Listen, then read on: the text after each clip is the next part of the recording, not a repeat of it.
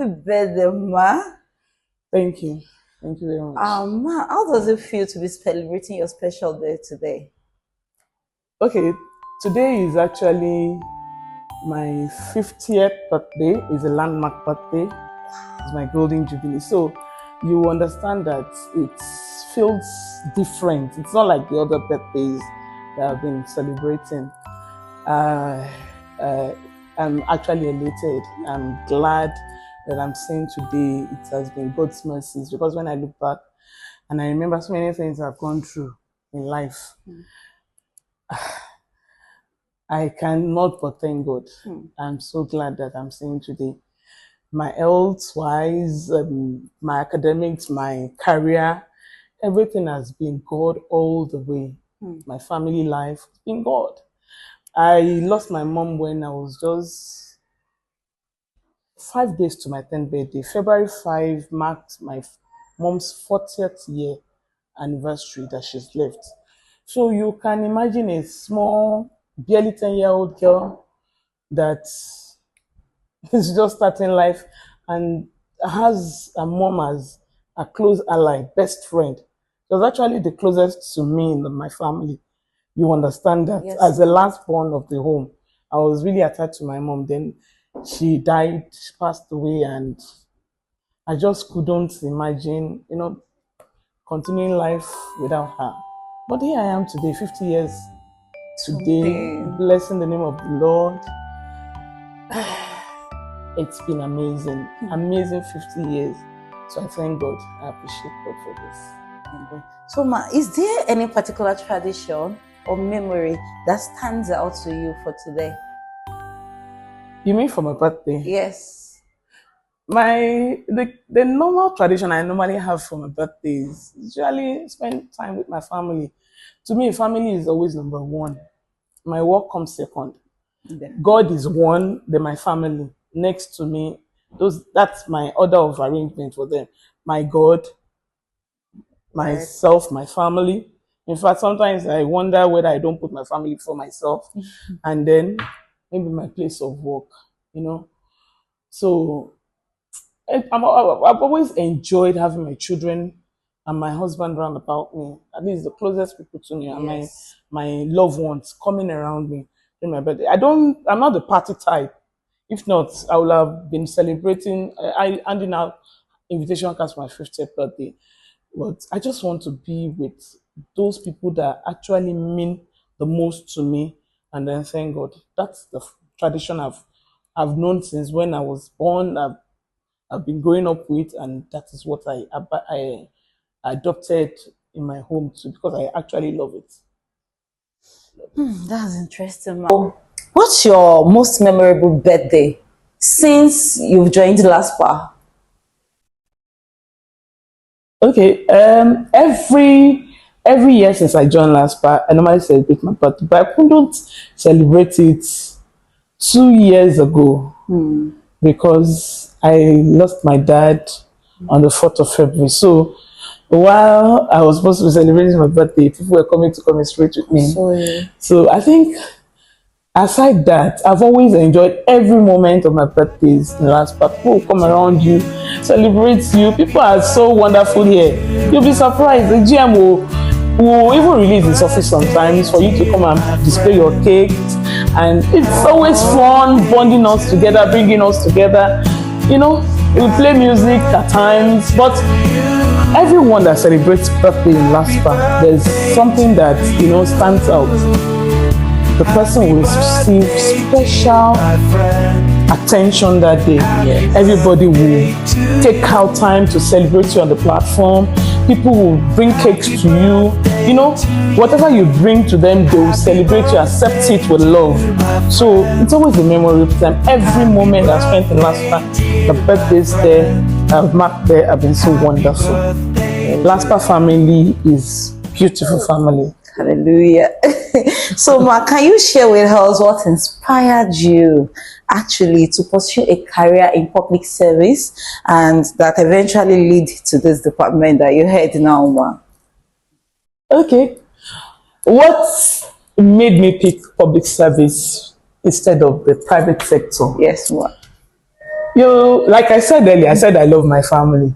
You know, when I was about to get employed, when I just left for, university, I was coming out doing my service here.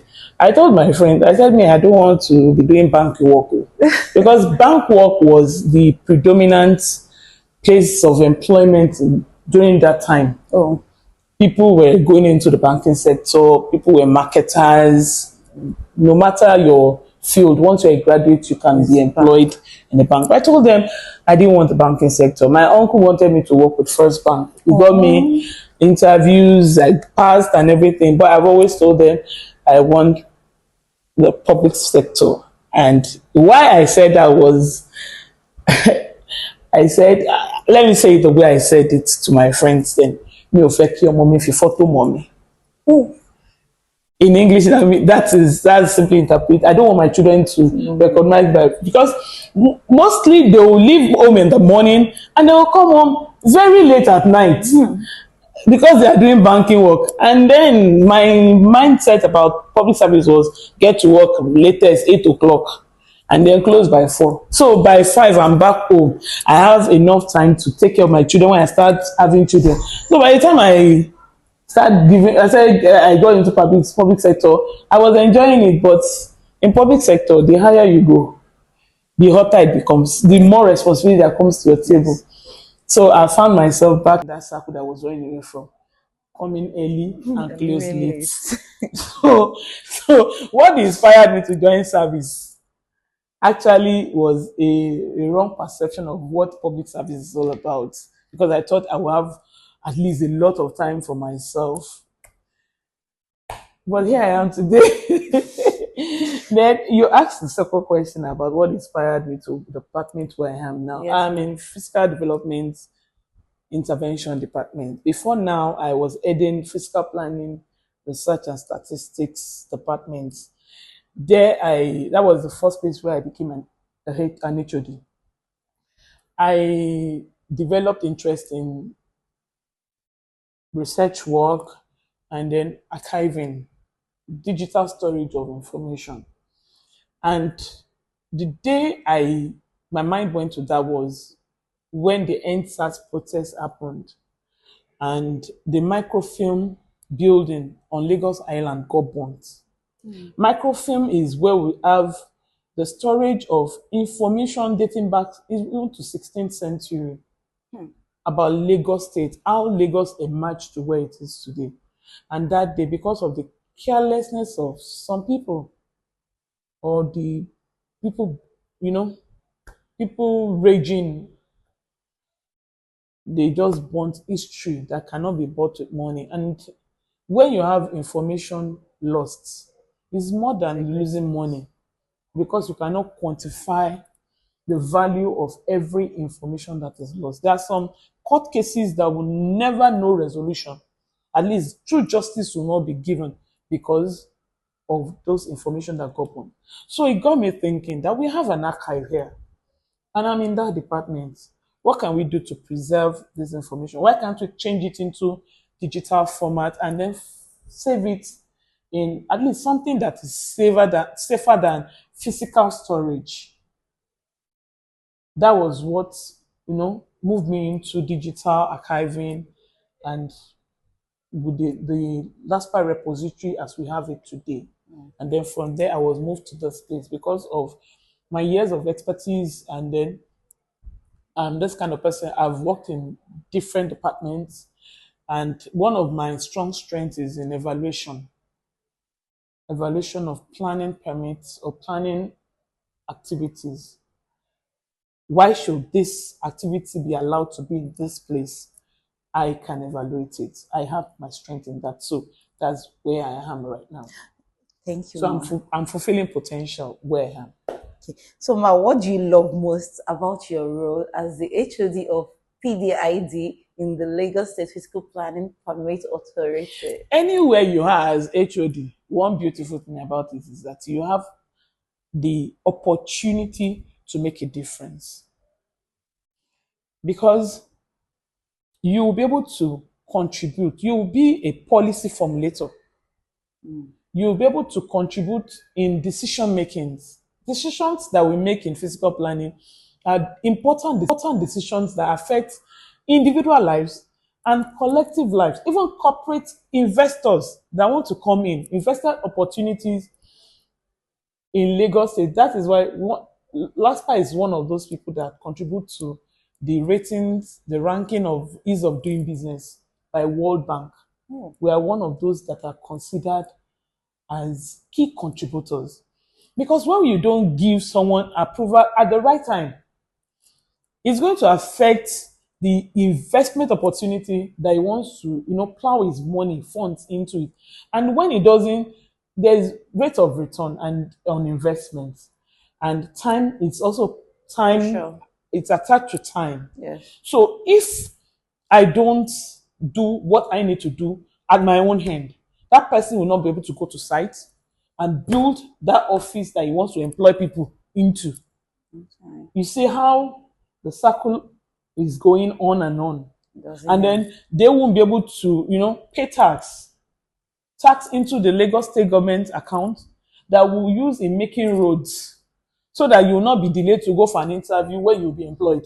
So everything is a kind of cycle, but our own part here is so important that if the process stalls at our own table, it's going to affect the other ones. So that is how important it is. So you being an HOD, me being an HOD in a place, means that I have the opportunity to make a difference. If they are complaining that civil servants are not, public servants are always delaying, keeping files, you as the head of department, you have the opportunity to look at those people that are your under reports and tell them this is important on this. You must do this and do this at the right time. You can influence decisions, you can influence situations. So that is the beauty of it. Yes. Okay, as a leader in a male-dominated field, how have you navigated the challenges, and what advice would you give young women aspiring to leadership roles?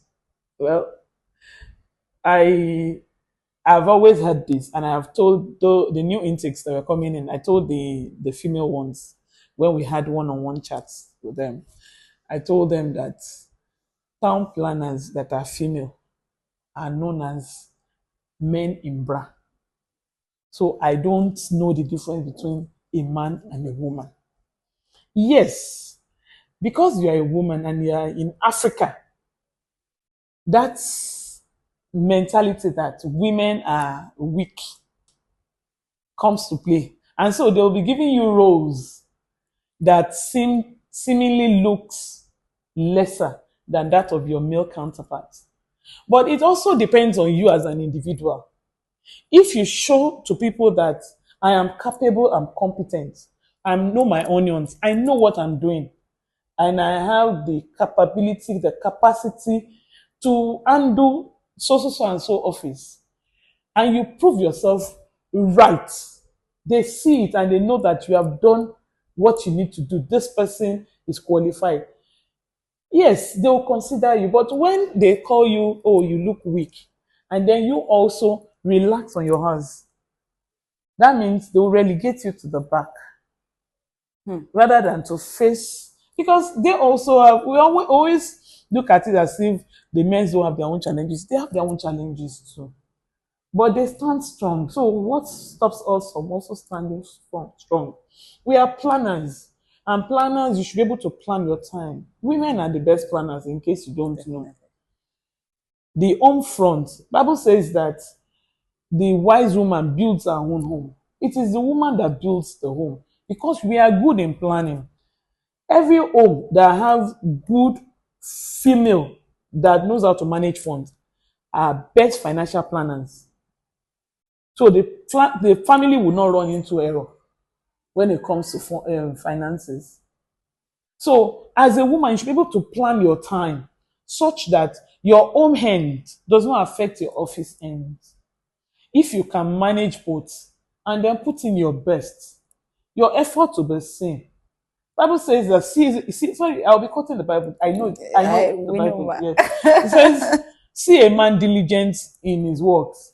He said he will stand before kings and not mere men.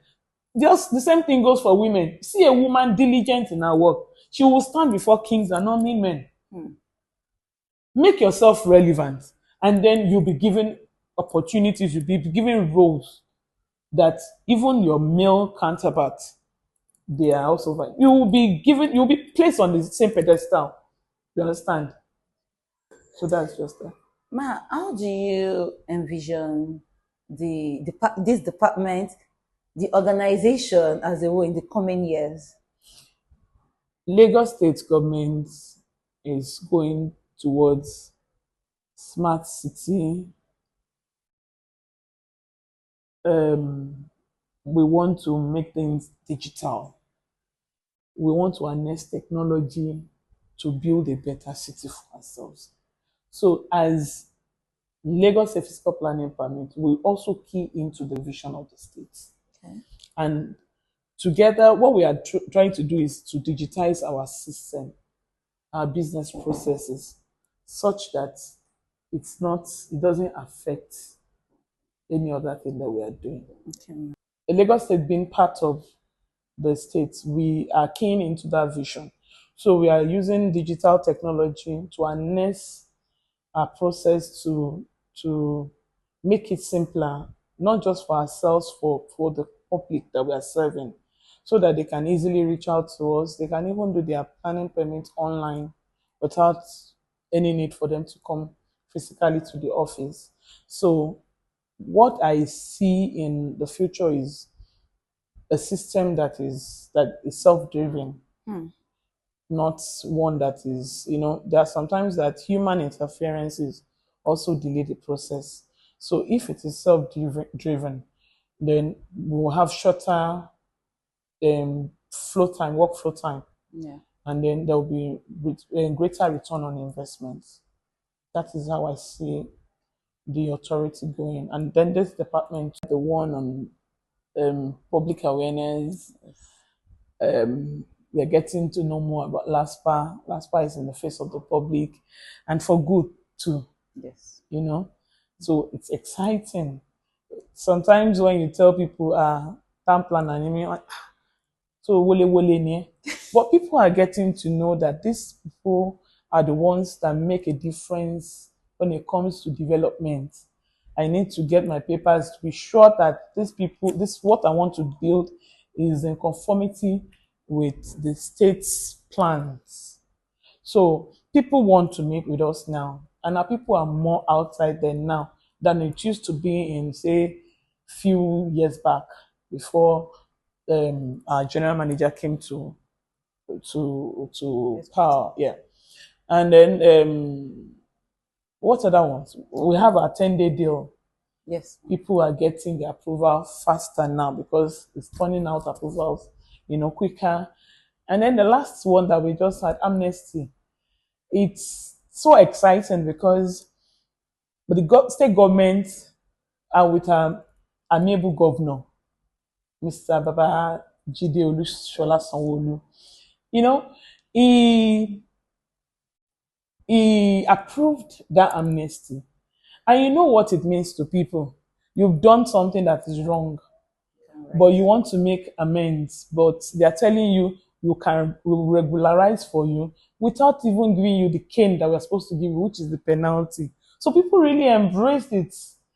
People were really excited, and it shows that this government have the desire, the people at heart. You understand? It shows that it's a people-friendly government that also considers people when it's taking its decisions. Yes. So it's exciting. Exciting. So Ma, how do you balance your personal life and the high demands of your leadership roles? I've told you earlier, I'm a planner. I'm a planner. When I was still in the lower cadre, level 8, level 9, level 10. And that was when I just got married, I was trying to balance work life and then family life. I was new to it. But by the time, I knew this time will be coming when I'll be taking leadership position. So I'd already planned ahead, and God helped me, So And thank God I have a wonderful family, especially my husband. He's very understanding. After God, I think I'll give him the credit for all of this because it supports me. He doesn't, some men are the ones that will stop the growth of their wives, and that, stops them, from getting to that or performing to their maximum capacity. But he has been supporting me when assignment comes up. He doesn't even mind. There was a time, I think it was during Ebola Yeah. outbreak, and then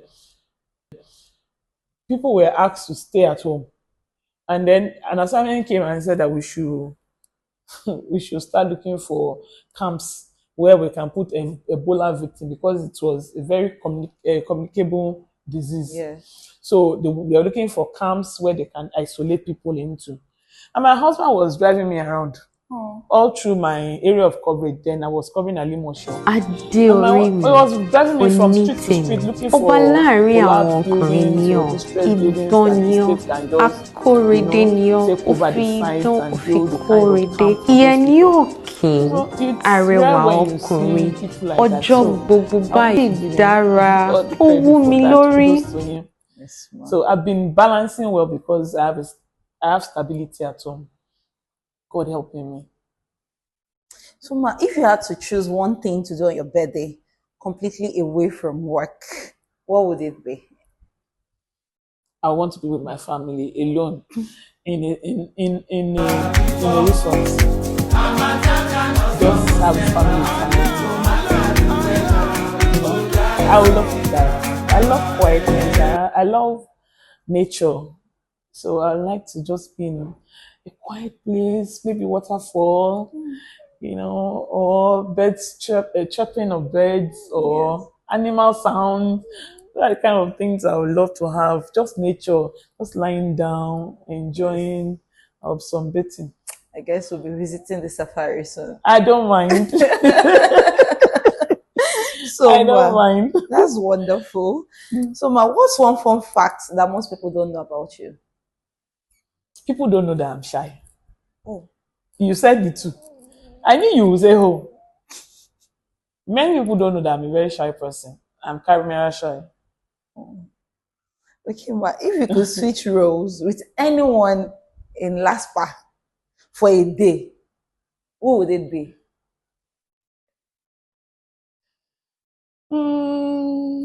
Let me see. Let me see. There's no role I've not gone through in LASPA, except those of the lower officers. Sometimes I just want to just put myself in their shoes. How are they coping? The cleaner that comes here, I appreciate them a lot. They wake up very early in the morning. Most of them don't have cars. Some can't even join the staff buses because of the timing. So they will have to wake up very early from some of them say outside of Lagos State, Ogun, Ifo, Mowe area. And then they will come to the office. And by the time we are in the morning when we come to the office, our offices are clean. So not that I really want to switch role, but I kind of sometimes, think about them and try to put myself in their shoes, and that makes me compassionate towards them. Okay, ma. So, as we wrap up, what advice would you give to young professionals looking to make an impact in public service or the government? Number one, get to know God. Wisdom comes from God. And then wisdom to rule people, because as a public servant, who you want to, you are making decisions and policies about human lives. So you need wisdom to navigate through that part. So get to know God first, personally. Secondly, try to develop yourself in your chosen career, your chosen path. If you need to get advanced education or to, study, but make sure that you don't stop where you are. Make sure you are growing on a daily basis because things are evolving. And as times are evolving, situations, new things are coming in. And if you are not prepared for that time, you just see that you are outdated and you'll be relegated to the background. So make sure that you are improving yourself on a daily basis. Study to show yourself approved. Go to school if you need to get better education. But make sure that you are learning something new daily. Then don't shy away from responsibilities. Responsibilities will not only make people know you and your ability, it will also help you to improve what you know already. Because while you are trying to, like you people picked up this, is not what you do. You picked up this challenge and you are getting better at it. You are starting now. By the time you look back in the next 5, 6 years, you'll be surprised that you find yourself loving this and maybe the chosen path that you take eventually. So just make sure that you are getting to do it better as each challenge is coming to you. See it as a challenge that I can take. There is nobody that comes with two heads from heaven. All of us, we are here, except you are a CMS, and that makes you two people in one. But at least if you are one person, you have one head, and all you need to do is make sure that you are better at what you are doing part time. Those people that are doing it are not better than you. So make yourself available. If you are available and you are willing, you will eat the good of it eventually. Thank you, Ma. So, Ma, the last question is there anything else you'd like to share with your colleagues or the Lagos State community as a whole?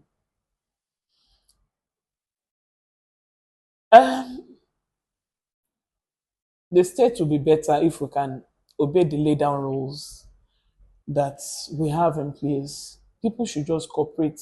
Whatever plan and program the government is bringing to them, it's not to, cage them or to make life more difficult for them. It's to make life better. If government tells you don't drop refuse at certain places and you're supposed to drop them at designated places or get someone to empty the dustbin and transport them there. If you dump them somewhere, tomorrow drainages will be blocked. There will be filth. There could be outbreak of diseases. So with all of that, who are we? Is it the person at the helms of affair that will be walking on the road or the child that will be walking on the road and maybe a flood will just cause the child to drown? No. Those ones will have chauffeur-driven cars to take their children to school. So when you do it, when you obey such rules, you are only trying to make life better for yourself. So I'd like to share with the people in government that, as we are trying to make good policies, good people-friendly policies, investment-friendly policies for the state also, the people should embrace these policies because we don't plan for people, we plan with them. That is why we are doing more of stakeholders engagements.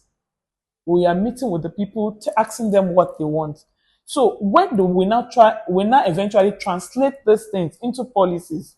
Our people should be the ones watching after this implementation. Once they have been implemented, if we put a right of way or bridge in our operating development plan, our Ministry of Works actually did the construction of that bridge. And then people from maybe Malams, they start removing the iron railings from that bridge. It is our own collective heritage that we are allowing to be destroyed. So we should do community policing ourselves. We should watch over the things that are common heritage, the things that we commonly own.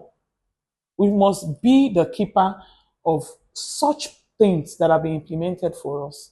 And it will save the government more money from replacing them